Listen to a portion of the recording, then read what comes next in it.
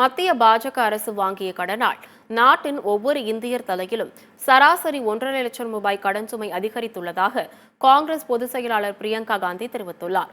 இது தொடர்பாக அவரது எக்ஸ் வலைதள பதிவில், சுதந்திரம் அடைந்ததிலிருந்து 67 ஆண்டுகளாக 2014 வரை நாட்டின் மொத்த கடன் 55 லட்சம் கோடியாக இருந்தது என்று கூறி, கடந்த 10 ஆண்டு கால மோடி ஆட்சியில் மட்டும் நாட்டின் கடன் 205 லட்சம் கோடியாக அதிகரித்துள்ளதாக குற்றம் சாட்டினார்.